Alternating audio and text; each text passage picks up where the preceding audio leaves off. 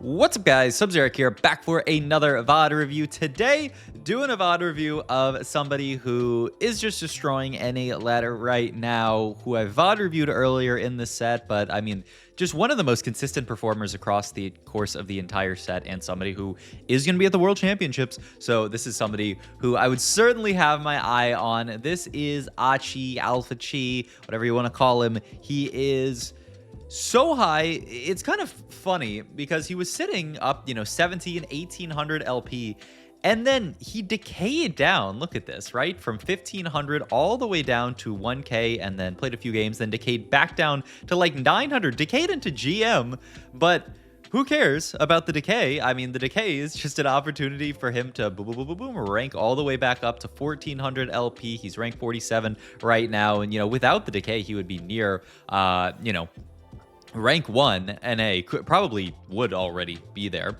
Also, this last stream, you can see this score line from the VOD, just an absolute masterclass, 1.4 AVP. So I thought, okay, we must VOD review a game from this stream because, I mean, just an absolutely dominant performance from an absolutely dominant player. I mean, when somebody is doing this well, it means that they have cracked something with the patch, the set, and for Achi, I think it really is just having all these different lines that you can play, because unlocks enables so many different paths that you can take in any game, and then just playing those very, very consistently,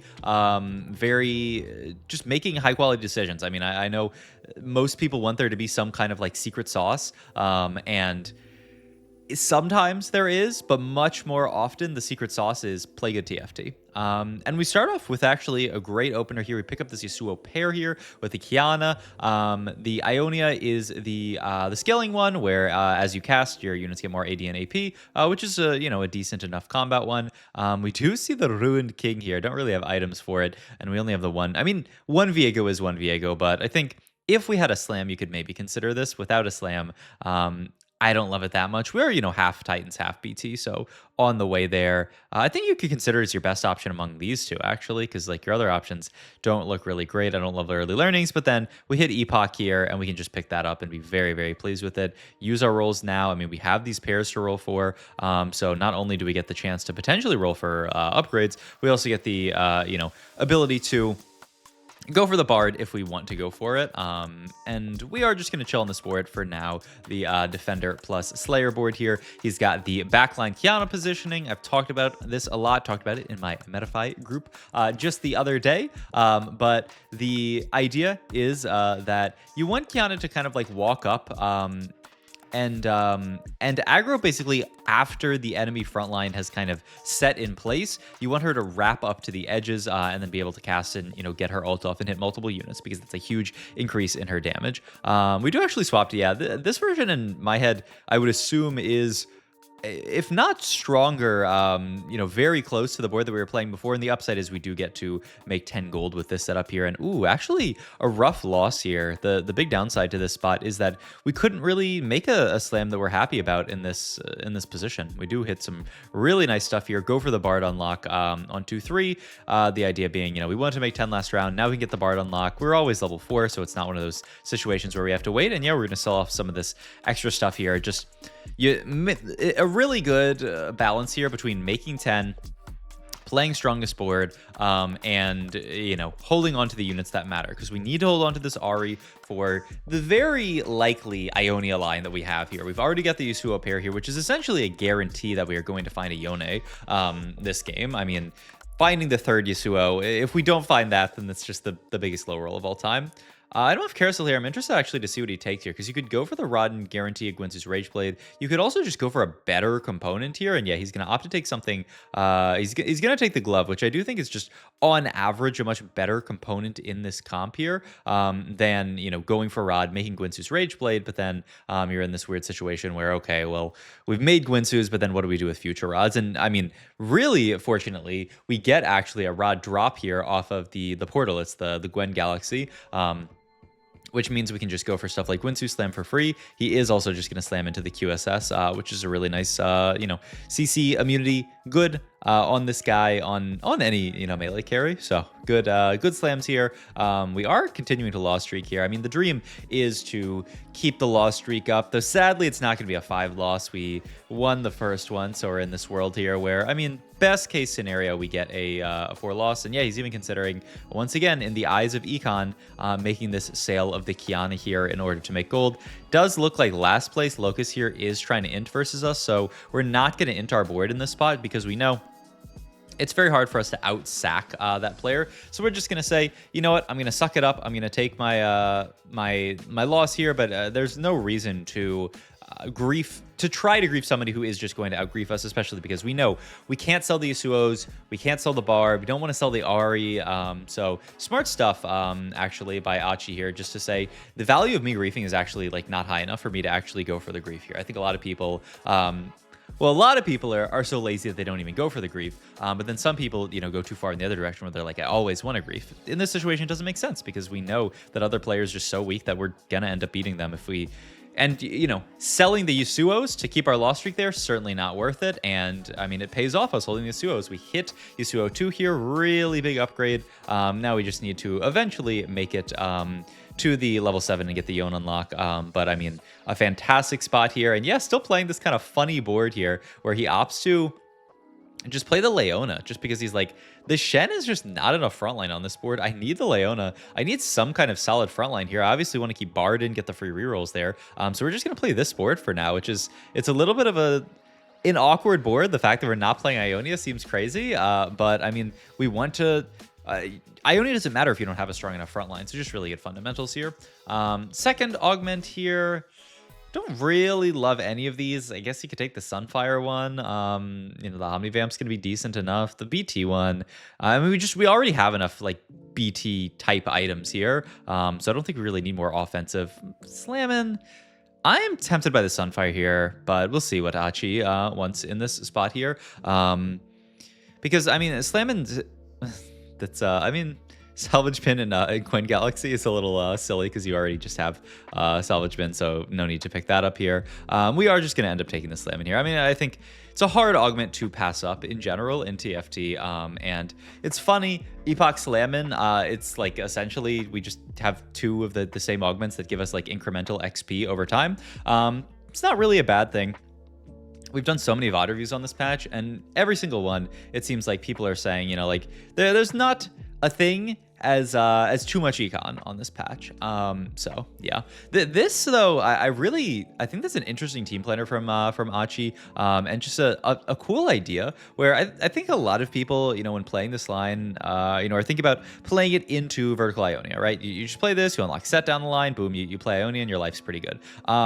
Achi here thinking about something completely different, thinking about playing into more of this like Slayers style line here, playing around stuff like the Atrox, stuff like the Belveth here, getting the Rift Herald in, which all of these units, stuff like Rift Herald, I mean, they're basically free unlocks these days. Gone are the days where you're like, well, I didn't have Rift Herald, Void in at 2-1, so I can't possibly unlock Rift Herald. These days, so easy to go for the unlocks. So it, makes sense that you can actually play this version very easily here. We also do pick up, this is a really nice pickup on Carousel here, the Wukong pair with the Chain Vest attached. I mean, very nice pickup. And then there is our Yone unlock. Get another Chain Vest, which, yeah, can just be Edge of Night here. Curious to see. Yeah, I mean, usually you'll see most people swap the items over from Yasuo to Yone here, and he will move the Gwinsus over. Gonna move the QSS over there, and then the LW is just gonna sit on Ahri for now. I mean, yeah, decent enough. She'll hit some units and shred some armor here. So yeah, looks good. A pretty solid loss streak into Ionia game. I do love loss streak into Ionia. I've talked about this a lot before, but these lines, Ionia, Void, Warwick, these lines that stabilize on 7 with a really crucial unlock, I think are really, really nice because you end up in a spot where you're loss streaking here. You're kind of low. You really need to stabilize your board, and Yone does that for you. He gives you just so much power packed into this unlock that is a huge jump compared to, you know, having to play around just the Yasuo 2, or, you know, even if you have like a less upgraded board than that, you know, just a Yone 1 is going to stabilize you so much. And so I really like this line from that perspective here, just for the stabilization. And 52 HP, I mean, you know, it's not like we are the world's healthiest player, but, you know, you can certainly stabilize on 52 and not feel too bad about it. Thinking about snipping down these items here, it's kind of interesting because I feel like you do still need the LW, but we'll see what he wants to. Obviously, with the Gwen snips, you can kind of almost make whatever you want here. Still need to get a heal cut on this board is the main thing, and then get to some tank items from there are going to be the big priorities in this spot. He's going to full reforge the Archangels here because he says, I don't want the tears, I don't want the rod. Unmakes it, gets to the Titan's Resolve here, which, you know, fantastic item on the Yasuo, and then is going to break down. Yeah, I like this a lot.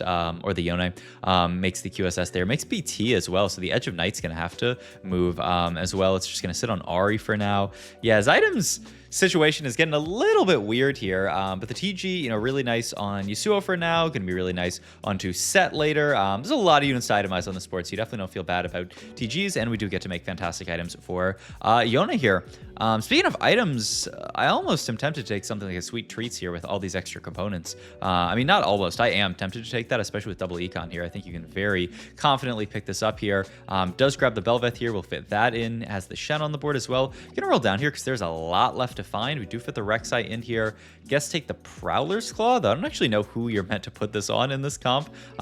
If it's a good Yone item, or if you're just going to throw it onto the Aatrox here as just a solid item. He looks at Titanic for a while, and then, yeah, does opt to Prowler's the Aatrox, and yeah, look at this build. Prowler's IE Guard Breaker. Not a build you see every day, but this Aatrox is going to fly around the board, and oh my god, 5,000 damage from the Aatrox himself, which, I mean, this is just an Aatrox 1 that is clearing people. I mean, a really nice setup from Achi here.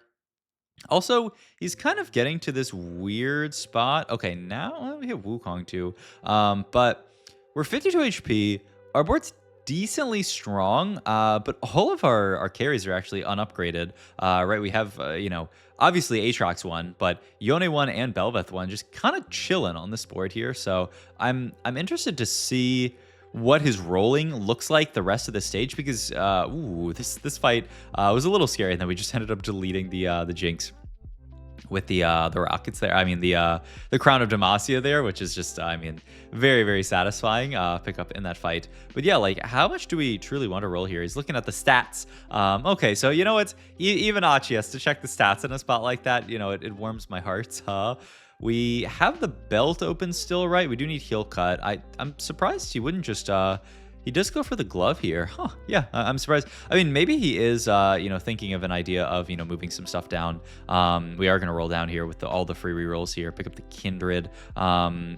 Has the Spitter Spines here if he wants it. Yeah, I mean, the thought is that you can just you can snip the Edge of Night and turn that into Sunfire, which wouldn't be bad by any means. And we'll see if he does want to do that. For now, we are just going to make the IE Slam here. But once again, I mean, we have the snips, so we can definitely slam this if we need to. So yeah, we rolled a bit, found some pairs, pivoted into this version of the board. Now our Belveth pair, we're so close. He's doing a quick scout of the lobby, one, to see how strong people are, and two, to see if anything's out of the pool. That is a huge roll. So yeah, he does opt to go for the roll there, saying, I'm on a 5 streak.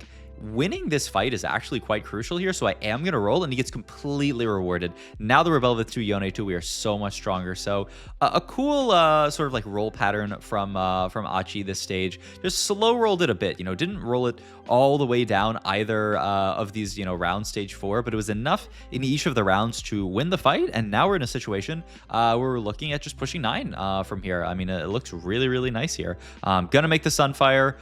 So yep, that is the slam here, and then we can just make Belveth items from this spot, DB, QSS, stuff like that. Gonna be really nice. We did unmake that LW, so we would still like some armor shred. That's what I'd be looking out of this anvil here.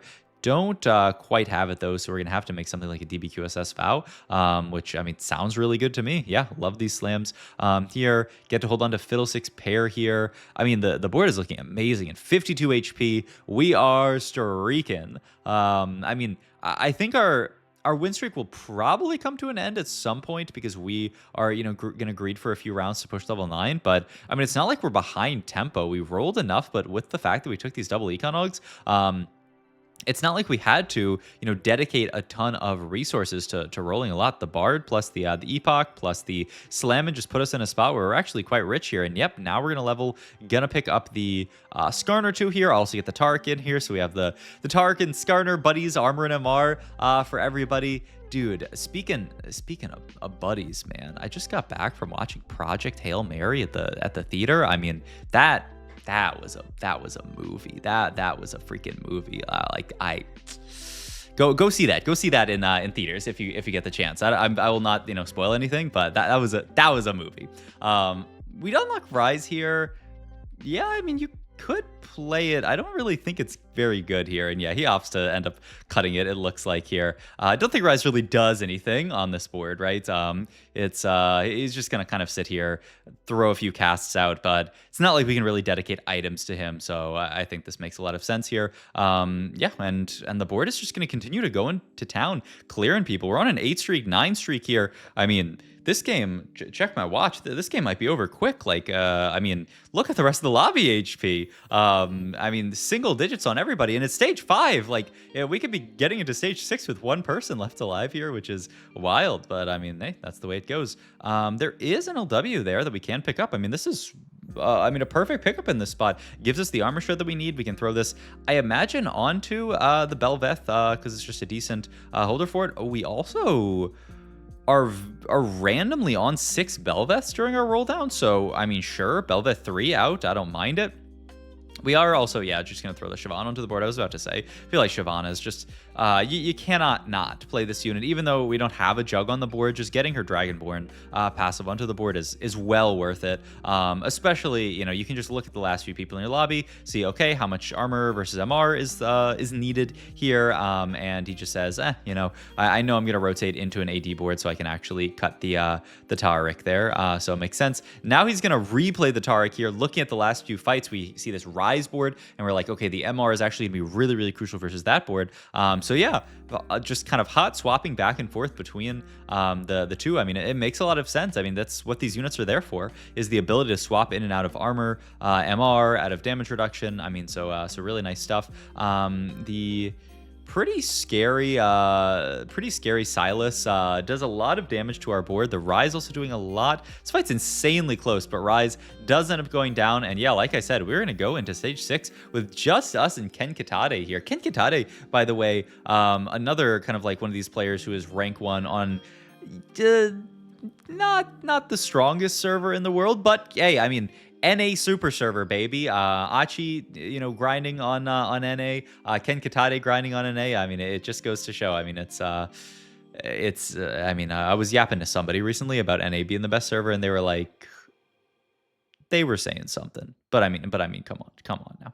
All right, rolling down here, trying to find some upgrades. Do end up opting to play the Lucian and Senna on this board, just saying we need that DR and potentially damage amp as well, more than we need the Fiddlesticks on this board. A lot of big upgrades of the Atrox too, going to be pretty big in this matchup here. We'll see, can the Yone clear everything out? It's looking pretty solid so far. Ken Kitade going to go down. I did also see that there were 2 Belveths on the bench there for Ken Kitade, so no Belveth denial here. Look at this swap in, makes a lot of sense. And even going to move the TG over here. We roll tank items, so we can just, make this very, very nice swap here. But yeah, I mean, do we really need the armor that much versus this guy? No. So we throw just the Tark onto the board and then add the upgraded unit to our board. And I mean, our board's looking fantastic here. We'll see. This fight's actually looking a lot worse than the other one, but can Aatrox clutch it out? He's doing his best, but no, we actually are going to take the loss here. So, hey, maybe we can see. I mean, I wouldn't mind seeing a Yone 3 to close out this game. I'd be pretty happy with that. And yeah, now the Fiddlesticks that we added to the board can hold on to this red buff, blue buff setup here. I mean, this is really, really nice. He's trying to, 1, not get his important units Zillion Bomb, 2, not get his important units setted. So he has just the Yone kind of in the middle of the board, which is funny. But yeah, I mean, he hits the set early. The Yone's doing pretty decent now, and the Zillion doing a lot of work, but I don't know if he's doing enough damage quickly enough. No, he is not. Yeah, our carries live long enough. We win the fight, and it's an easy first for Achi here. Just, I mean, beautifully played game from start to finish. Just, yeah, really, really nicely played game overall. So, hope you guys enjoyed this video. If you did, please like, comment, and subscribe. Check out my Twitch and Medify. All my links down below, and I will see you guys in my next video. Thanks for watching.